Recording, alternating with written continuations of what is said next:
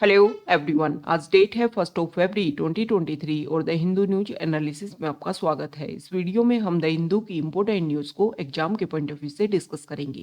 नीचे description box में Telegram channel Volcano IAS Academy का लिंक दिया हुआ है। आप Telegram channel Volcano IAS Academy के साथ में जुड़ सकते हैं।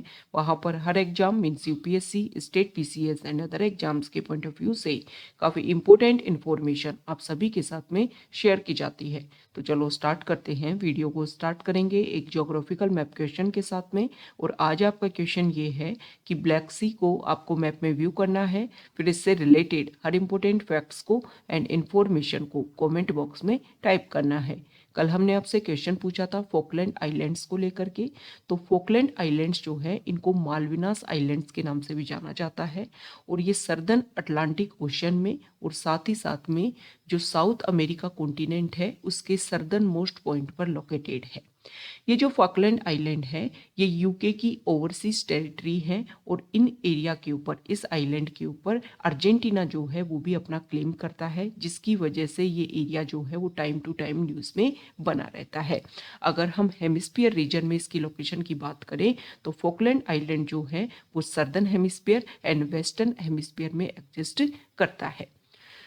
तो ये हमने फोकलैंड आइलैंड की जो लोकेशन है उसके बारे में डिस्कस किया और क्यों न्यूज़ में बना रहता है ये भी हमने डिस्कस किया। द हिंदू को डिस्कस करने से पहले हम एक इम्पोर्टेंट पॉइंट डिस्कस कर लेते हैं। आप सभी को पता है कि 2023 में यूपीएससी प्रीलिम्स का एग्जाम जो है वो मई लास्ट में होने वाला है और इसी के लिए वोल्केनो टीम आप सभी के लिए 100 डेज प्लान लेकर के आई है। अब ये जो 100 डेज प्लान है वो डेडिकेटेड है यूपीएससी प्रीलिम्स को लेकर के।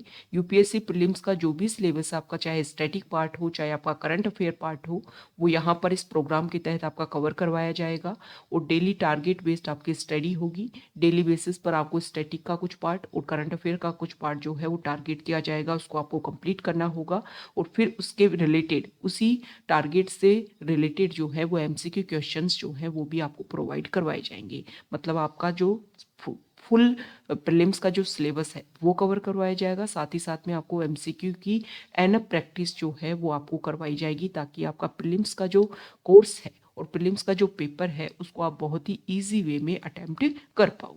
साथ ही में आपको यहाँ पर मेंटोर प्रोवाइड किया जाएगा इस प्रोग्राम के तहत और मेंटोर जो है वो आपको टाइम टू टाइम गाइड करेंगे कि किस तरीके से आपको आपका सिलेबस कवर करना है और किस तरीके से आपको अपने क्वेश्चंस की प्रैक्टिस करनी है। मतलब आपका सिलेबस साथ ही साथ में आपकी टेस्ट सीरीज दोनों के दोनों जो है वो इस प्रोग्राम के तहत आपके कवर होंगे। तो आप इस प्रोग्राम को ज्वाइन कर सकते हो। 15 फरवरी से प्रोग्राम जो है वो स्टार्ट होने वाला है, 15 फरवरी 2023 से। इस कोर्स की जो फीस है वो 3000 है और जो अर्ली 50 स्टूडेंट्स जो इसमें रजिस्ट्रेशन करेंगे उनके लिए जो फीस जो है वो 2500 रहेगी।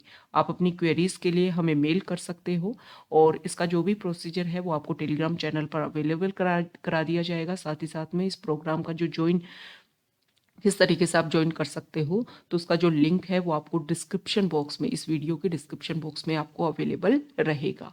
डायरेक्ट आप हमारी वेबसाइट पर जाकर के भी इस प्रोग्राम को ज्वाइन कर सकते हो। 2023 में अगर आप यूपीएससी प्रीलिम्स का पेपर दे रहे हो तो ये प्रोग्राम जो है वो आपके लिए काफ़ी ज़्यादा बेनिफिशियल रहने वाला है। द हिंदू को अगर हम डिस्कस करें तो फर्स्ट इंपोर्टेंट न्यूज़ है द हिंदू के फ्रंट पेज पर। और आप सभी को पता है कि कल 31 जनवरी को हमारा जो इकोनॉमिक सर्वे है वो रिप्रेजेंट किया गया। पार्लियामेंट का जो बजट सेशन है वो स्टार्ट हुआ। हमारे जो प्रेसिडेंट है उन्होंने एड्रेस किया पार्लियामेंट को और इम्पोर्टेंट पॉइंट्स रखे हमारी कंट्री के बारे में। साथ ही साथ में इकोनॉमिक सर्वे के इम्पोर्टेंट डाटा की अगर हम बात करें तो देखो यहाँ पर अनुमान लगाया गया है कि नेक्स्ट ईयर 2023-24 में हमारी जो जीडीपी है उसकी ग्रोथ कितनी रहेगी। तो 6.5% जो है वो जीडीपी की ग्रोथ का यहाँ पर आकलन किया गया है। साथ ही साथ में यहाँ पर इन्फ्लेशन को लेकर के बोला गया है कि इन्फ्लेशन जो है वो टाइम के साथ में डिक्रीज हो रही है। यहाँ पर हमारी जो ग्रोथ रेट है उसके बारे में क्लियर किया गया है कि जीडीपी ग्रोथ रेट जो है उसमें एक तरीके से जो है वो रेगुलर कंटिन्यूस तरीके से जो है वो रेगुलर चल रही है और कोविड की वजह से जो भी प्रॉब्लम्स आई थी उनका जो डिक्रीज लेवल जो है वो कम होने लग गया है। मतलब हमारी जो इकोनॉमी है उसके ऊपर काफ़ी कम इफेक्ट दिखा रहा है प्रेजेंट टाइम में। और कोविड की वजह से जो भी प्रॉब्लम्स हुई थी उन सभी को हमने एक सॉल्यूशन के रूप में एस्टेब्लिश किया है। तो यहाँ पर जो भी इम्पोर्टेंट पॉइंट्स हैं हमारी जीडीपी को लेकर के, हमारी कंट्री की ग्रोथ को लेकर के, उन सभी के बारे में यहाँ पर रखा हुआ है। तो इकोनॉमिक सर्वे का जो पीडीएफ है वो आपको टेलीग्राम चैनल पर अवेलेबल करवा दिया गया है। अगर आप 2023 में यूपीएससी का एग्जाम दे रहे हैं तो आपके लिए काफ़ी ज़्यादा बेनिफिशियल है। उसके जो इम्पोर्टेंट डाटा है वो आपके लिए इम्पोर्टेंट हो जाते हैं इकोनॉमिक्स के पर्सपेक्टिव से। साथ ही साथ में मेंस में जो आपका जीएस 3 का पेपर होता है उसमें तो इम्पोर्टेंट रोल प्ले जो है वो इकोनॉमिक सर्वे का ही होता है। तो आपको उसको स्टडी करना है। जो भी इम्पोर्टेंट ग्राफ जो भी आपको देखने को मिलते हैं वो आपको, वैसे डेली न्यूज़पेपर में कुछ ना कुछ पॉइंट को लेकर के जो इम्पोर्टेंट डाटा है उसको हम डिस्कस करते रहेंगे। जैसे आज जो है वो मनरेगा स्कीम के बारे में हम डिस्कस करेंगे कि इकोनॉमिक सर्वे में मनरेगा स्कीम को लेकर के क्या क्या डाटा रखे गए हैं। नेक्स्ट इम्पोर्टेंट आर्टिकल है, तो यहाँ पर आंध्र प्रदेश के जो चीफ मिनिस्टर हैं उन्होंने अभी देखो एक इन्वेस्टर समिट हुई दिल्ली में, उसमें उन्होंने इम्पोर्टेंट बात बोली है कि वो उन्होंने ये स्टेटमेंट दिया कि मैं चाहता हूँ कि जो इन्वेस्टर्स हैं वो आंध्र प्रदेश में आए और हमारी जो कैपिटल है वाइजाग, मतलब जो विशाखापट्टनम, वहाँ पर वो आए। तो देखो आंध्र प्रदेश जो स्टेट है वहाँ पर 3 कैपिटल फॉर्मूला वो लेकर के आए थे और इसको लेकर के इशू बना हुआ है हाई कोर्ट में। हाई कोर्ट जो है उन्होंने डायरेक्शन ये दिया था कि अमरावती जिसको कैपिटल बनाने के लिए फॉर्मर जो वहाँ के चीफ मिनिस्टर थे चंद्रबाबू नायडू, उस गवर्नमेंट ने डिक्लेयर किया था कि अमरावती को कैपिटल बनाया जाएगा। लेकिन जब ये नई गवर्नमेंट बनी तो उन्होंने 3 कैपिटल फॉर्मूला एस्टेब्लिश किया और इसकी वजह से जो प्रॉब्लम्स है अमरावती के जो लोग हैं उन्होंने काफ़ी ज़्यादा प्रोटेस्ट भी किया और अभी प्रेजेंट टाइम में सुप्रीम कोर्ट में जो है वो डिस्कशन मोड में है ये इशू। तो इसको लेकर के अभी सुप्रीम कोर्ट ने कोई अपना रिजल्ट नहीं दिया है, लेकिन उन्होंने वाइजाग को लेकर के अपना जो इम्पोर्टेंट स्टेटमेंट दिया जिसकी वजह से न्यूज़ में बन गया। 2014 में आप सभी को पता है कि आंध्र प्रदेश का बाइफर्केशन के थ्रू जो है वो तेलंगाना नया स्टेट बना था और तभी से कैपिटल का जो है कैपिटल, नई कैपिटल एस्टेब्लिश करने की जब बात आई तो इसको लेकर के फॉर्मर गवर्नमेंट ने बोला कि हम अमरावती को कैपिटल बनाएंगे और न्यू गवर्नमेंट जो है उन्होंने 3 कैपिटल फॉर्मूला को एस्टेब्लिश करने की बात की, जिसकी वजह से ये जो पॉइंट है काफ़ी ज़्यादा न्यूज़ में बना हुआ है। नेक्स्ट इंपॉर्टेंट आर्टिकल है एडिटोरियल पेज पर और यहाँ पर हम डिस्कस करेंगे। पहले तो यहाँ पर अभी जो हॉकी का वर्ल्ड कप जो हुआ भुवनेश्वर में उड़ीसा में, उसको लेकर के यहाँ पर बताया गया है कि जर्मनी जो है वो जीत गई है और जर्मनी उन कंट्री ऑस्ट्रेलिया और नीदरलैंड जिन्होंने अब तक 3 बार जो है वो वर्ल्ड कप को जीता है। और यहाँ पर अगर हम बात करें पाकिस्तान जो है वो मैक्सिमम है जिन्होंने 4 बार ये जो टाइटल है वो जीता है। तो यहाँ पर जर्मनी इक्वल आ गया है। यहाँ पर इंडिया को लेकर के फोकस किया गया है कि इंडिया को जो हमारा 2021 में जो हमारा रिजल्ट था, जिस तरीके से हमने परफॉर्मेंस दी थी उसको हम रेगुलर नहीं रख पाए और इसके लिए हमें फोकस करना होगा कि हॉकी के रिवाइवल स्टेज तक अगर हमें जाना है तो रेगुलर जो भी हमारा प्रोसीजर है या अदर कंट्री से जो भी हम टीचिंग्स जो भी लर्निंग्स सीख सकते हैं उन सभी के ऊपर हमें फोकस करना होगा। और किस तरीके से जर्मनी ने यहाँ पर कमबैक किया है। 2002 और 2006 में वो चैंपियन रहे थे वर्ल्ड कप हॉकी के और उसके बाद में इतने लंबे टाइम के बाद में दोबारा से उन्होंने अपने आप को कमबैक किया है। तो इसी तरीके से इंडिया को भी यहाँ पर लर्निंग्स लेनी होगी और जो भी प्रोसीजर है, जो भी यहाँ पर जिस तरीके से जर्मनी ने सीखा और जर्मनी ने रिवाइवल किया है, उन सभी पॉइंट्स के ऊपर इंडिया को फोकस करते हुए भी अपना जो भी गोल्डन टाइम है हॉकी में उन सभी को दोबारा से रिवाइव करना होगा। नेक्स्ट यहाँ पर जो आर्टिकल है देखो, राइटर जो है उन्होंने दिसंबर 2022 में एक एडिटोरियल आया, उसी को फोकस करते हुए राइटर ने यहाँ पर कुछ इंपॉर्टेंट पॉइंट लिखे हैं कि प्रेजेंट टाइम में अगर हम डिस्कस करें तो क्लाइमेट चेंज एक मेजर इशू है और क्लाइमेट चेंज को टैकल करने के लिए सोलर एनर्जी के ऊपर जो है काफ़ी ज़्यादा फोकस किया जा रहा है। हमारा इंडिया भी फोकस कर रहा है। हम बार बार ये डिस्कस कर रहे हैं, हमारे प्राइम मिनिस्टर इस पॉइंट के ऊपर फोकस कर रहे हैं कि रिन्यूएबल एनर्जी से ज़्यादा एनर्जी जब हम लेने लगेंगे तब जाकर के हमारी जो प्रॉब्लम है वो सॉल्यूशन मोड पर आ जाएगी। तो यहाँ पर राइटर ने एक इम्पोर्टेंट पॉइंट बोला है कि देखो सोलर एनर्जी जो है वो इंडिया के लिए बेस्ट ऑप्शन नहीं है। अभी हम क्या फोकस कर रहे हैं कि सोलर एनर्जी जो है वो बहुत ही चीप है, okay, comparison to coal energy. तो इसके बारे में राइटर ने कुछ इंपॉर्टेंट पॉइंट बोले हैं कि देखो हम क्या करते हैं, कोल एनर्जी का जो भी पॉइंट है, कोल एनर्जी जो है उसको हम कहाँ पर टैकल कर रहे हैं या कहाँ पर काउंट कर रहे हैं, जब वो डिस्ट्रीब्यूशन मोड पर आ गई तब जा कर के हम कोल की जो प्राइस है उसके अकॉर्डिंग डिसाइड कर रहे हैं कि अरे ये तो बहुत महंगा है, बहुत ही ये कॉस्टली है। लेकिन सोलर एनर्जी का जहाँ पर हम जनरेशन कर रहे हैं वहाँ पर काउंट कर रहे हैं, तो दोनों में जो कंपैरिजन है वो तो हो ही नहीं पा रहा है।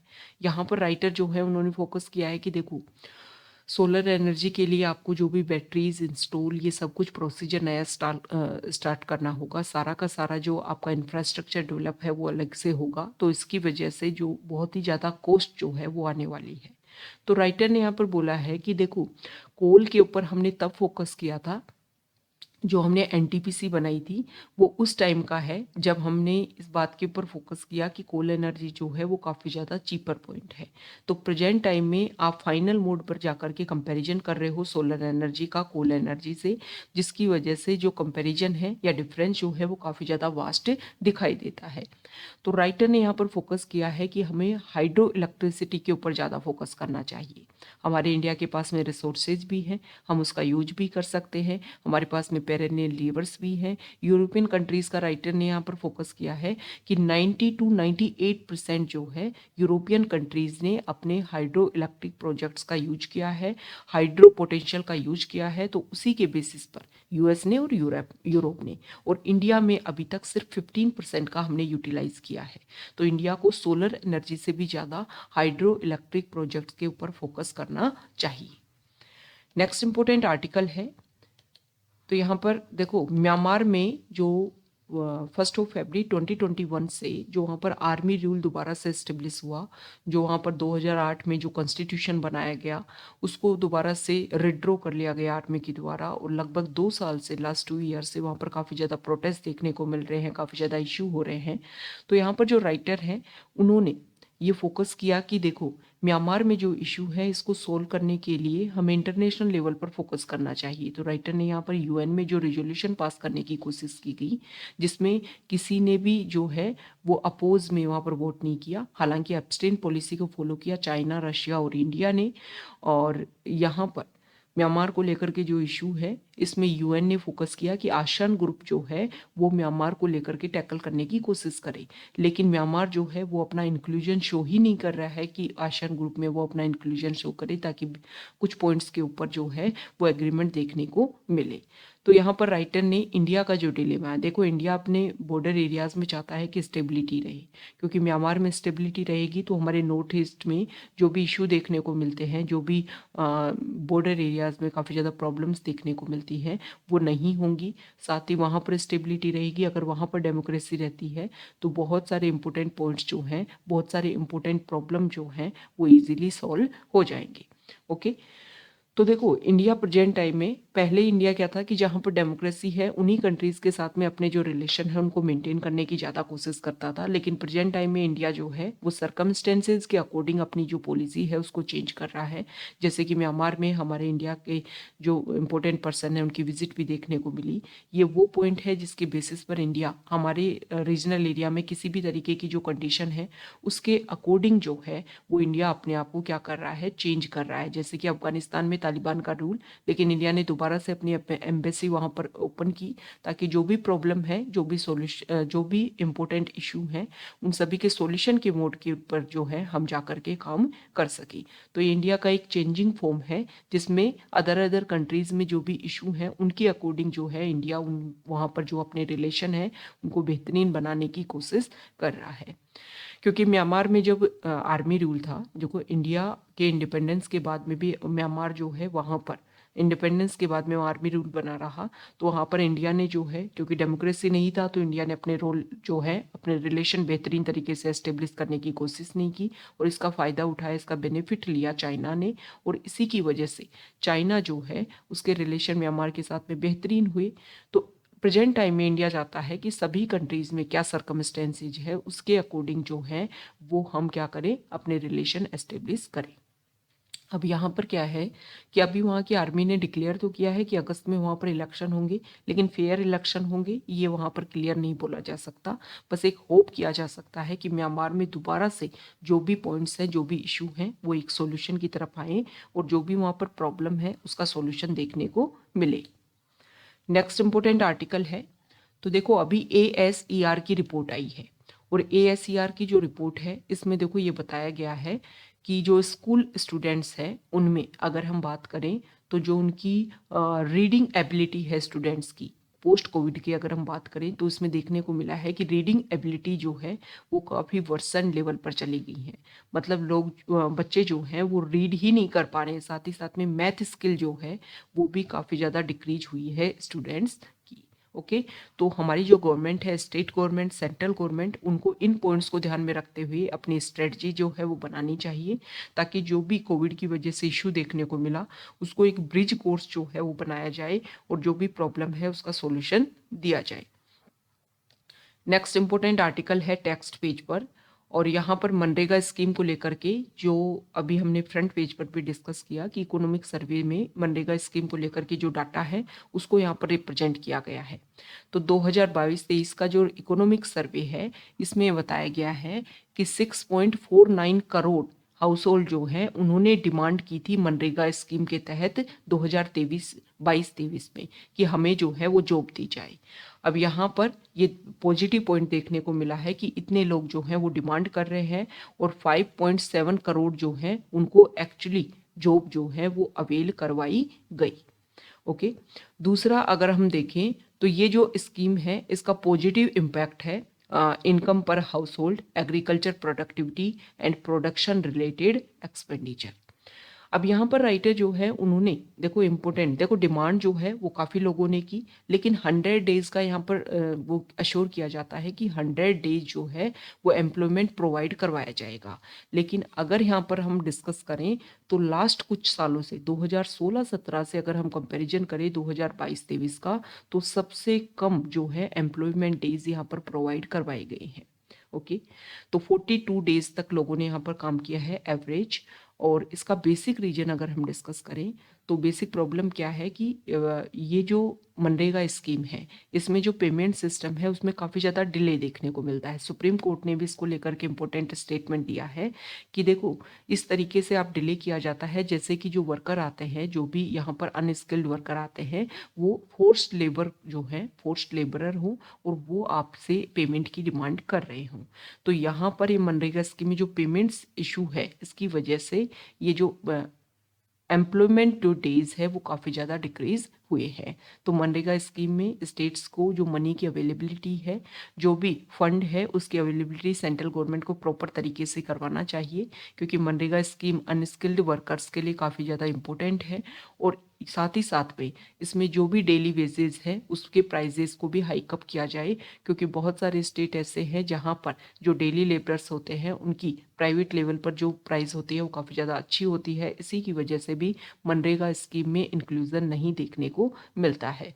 तो देखो कुछ टाइम पहले हमने एक आर्टिकल भी डिस्कस किया था और उस आर्टिकल में भी इस बात पर फोकस किया था कि डिमांड बेसिस पर जो है वो मनरेगा स्कीम जो है एस्टेब्लिश होनी चाहिए। ऐसे नहीं है कि कहीं पर भी मनरेगा स्कीम को लेकर के काम जो है वो कर दिया गया है। जैसे बिहार में जो एम्प्लॉयमेंट के लिए डिमांड की गई एक स्कीम वहाँ पर चलाई गई, और जहाँ पर जो डिमांड है वो बहुत ज़्यादा लेवल पर देखने को मिल रही थी, उसी के अकॉर्डिंग जो है वो वहाँ पर काम जो है वो एस्टेब्लिश किया गया। तो मनरेगा स्कीम को भी डिमांड बेस्ड जो है स्कीम के रूप में हमें डेवलप करना होगा, ताकि जो इसमें वेजेस हैं वो भी जो ड्यूज रहते हैं पेमेंट का वो ना रहे, उसके ऊपर हमें फोकस करना पड़े, फोकस किया जाए और जो प्रॉब्लम है उसको सॉल्व किया जाए। मतलब वर्कर्स की जो प्रॉब्लम है ना कि जो पेमेंट है जो उनको टाइम पर नहीं मिल पा रहा है वो उनको टाइम पर दिया जाए, ताकि मनरेगा स्कीम जिस ऑब्जेक्टिव के साथ में स्टार्ट हुआ था उसी ऑब्जेक्टिव को ये फुलफिल कर पाए। नेक्स्ट इंपॉर्टेंट आर्टिकल है न्यूज़ पेज पर, और यहाँ पर जो आर्टिकल है तो देखो सुप्रीम कोर्ट में एक पिटीशन डाली गई कि जो नई पार्टी जो है उनके नेम में रिलीजन बेस्ड जो है वो कोई भी पॉइंट जो है वो ना इंक्लूजन देखने को मिले। तो यहाँ पर सुप्रीम कोर्ट ने बोला है कि जो भी पॉलिटिकल पार्टीज़ हैं उनको रिलीजियस न्यूट्रल रहना चाहिए, मतलब सेक्युलर बनना चाहिए। और ये जो पॉइंट है इसको कॉन्स्टिट्यूशनल बेंच को सेंड किया जाएगा ताकि इस पिटीशन को जो है वो डिस्कस किया जा सके। अब देखो सेक्युलर जो वर्ड है मतलब सभी जो रिलीजन है उसके लिए आपको इक्वल रहना है। ओके, हमारे कॉन्स्टिट्यूशन में स्टार्टिंग में सेकुलर वर्ड को इंक्लूड नहीं किया गया था, फिर 42nd कॉन्स्टिट्यूशनल अमेंडमेंट एक्ट 1976 के बेसिस पर जो हमारी प्रीएम्बल है उसमें एस्टेब्लिश किया गया, उसको इंक्लूड किया गया। और वैसे देखो सेक्युलर वर्ड इंक्लूड नहीं था, लेकिन रिलीजन के बेसिस पर जो इक्वलिटी है वो हमने फंडामेंटल राइट्स में हमेशा से मेंटेन की है। आर्टिकल 14 जो है वो हमें इक्वलिटी प्रोवाइड करता है। आर्टिकल 15, 16, आर्टिकल 25 इसके बेसिस पर जो है वो रिलीजियस बेस पर किसी भी तरीके का कोई ब्रीच जो है वो हमें नहीं देखने को मिलता है। नेक्स्ट इंपॉर्टेंट आर्टिकल है, तो यहाँ पर सुप्रीम कोर्ट के लिए 2 नए जजेस का कोलेजियम ने फिर से रिकमेंडेशन की है। तो यहाँ पर जो राइटर हैं आर्टिकल जो है इसमें ये बताया गया है कि ये 2 जज हैं, राजेश बिंदल और अरविंद कुमार। इनको जो है वो सुप्रीम कोर्ट के नए जज बनाने के लिए कोलेजियम ने रिकमेंडेशन दे दी है। तो प्रेजेंट टाइम में अगर हम डिस्कस करें तो गवर्नमेंट और जुडिशरी उसके बीच में क्लैश देखने को मिलता है। गवर्नमेंट चाहती है कि जो कोलेजियम सिस्टम है जो केसेस के थ्रू इवॉल्व होकर के आया इसमें चेंज किया जाए और इसमें गवर्नमेंट का भी इंक्लूजन हो।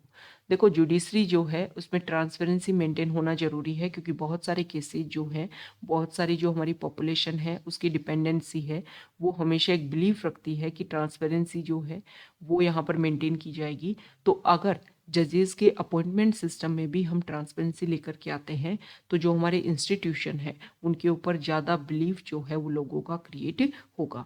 और गवर्नमेंट का ये बोलना है कि इसमें इंक्लूजन होना चाहिए एग्जीक्यूटिव का भी, क्योंकि जुडिशरी जो है वो बार बार बहुत सारे केसेज में उन्होंने स्टेटमेंट दिया है कि कॉन्स्टिट्यूशन से ऊपर जो है वो कोई भी नहीं है। तो जुडिशरी पर भी कंट्रोल जो है वो होना चाहिए एक ट्रांसपेरेंसी को मेंटेन करने के लिए। और जो भी कॉलेजियम सिस्टम के थ्रू जो भी अपॉइंटमेंट्स होते हैं उनमें जो है वो क्वेश्चनिंग होनी चाहिए कि इसी पर्सन को, क्योंकि प्रेजेंट टाइम में जुडिशरी को लेकर के बार बार ये एलिगेशन लगते हैं कि जो भी फैमिली बैकग्राउंड इन सभी को प्रोसीजर को फॉलो करते हुए जो जजेस हैं उनको अपॉइंट किया जाता है।